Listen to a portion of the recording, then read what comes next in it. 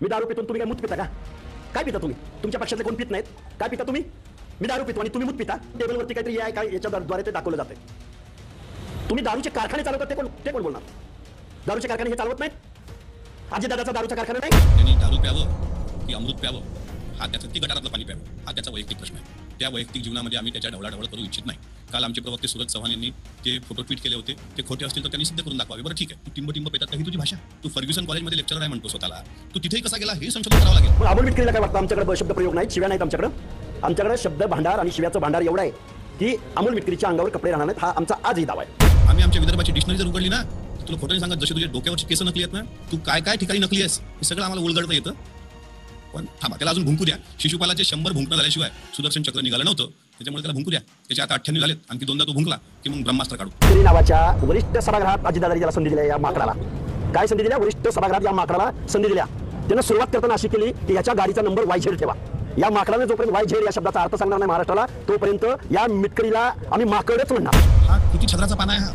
आपल्याकडे ते 12 छत्राचा पाना असताना कुठे लागतं. हा वंचित बहुजन आघाडी पक्षाचा प्रवक्ता पण होता, प्रचार प्रमुख. म्हणजे तू प्रवक्ता वंचित बहुजन आघाडीचा, विड्रॉल करायला लावतो प्रहारच्या कार्यकर्त्याला, खुलं समर्थन देतो भारतीय जनता पार्टीला, आणि महायुतीला सपोर्ट करताना प्रताप पाटील चिखलेकरांच्या विरोधात काम करतो. म्हणजे नेमका माकड कोण आहे? YZ अर्थ त्याला विचारा ना या माकडाला.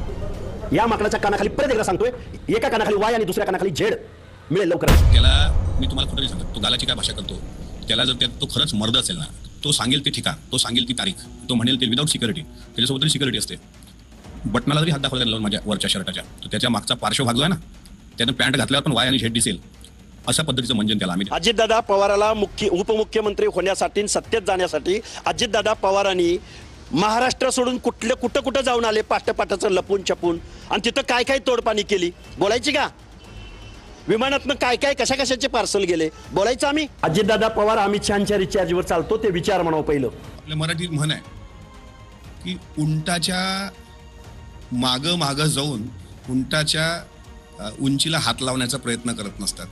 अरे मी असा रट्टा देणार तुला की तू जीन्सचा पॅन्ट जरी घातला तरी तुझ्या पार्श्वभागातून Y आणि Z हे दोन्ही गोष्टी दिसतील. तो मला माझ्या मताचं ऑडिट करतोय.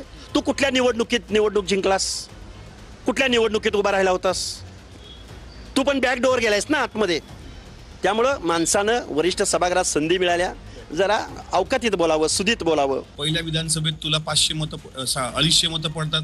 अरे माझी काय अवकात करतो? माझ्या ग्रामपंचायतच्या सदस्याला 402 मतं आहेत.